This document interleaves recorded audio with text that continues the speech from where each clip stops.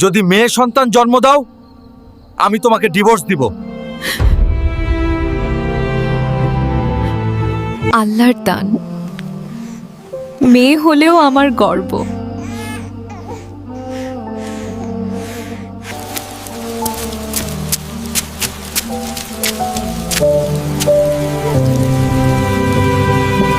আমি আমার মেয়ের জন্য বাঁচব, তাকে বড় মানুষ করব।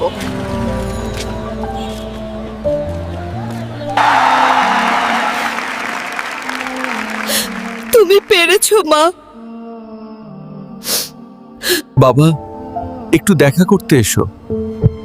বাবা, আমি ব্যস্ত।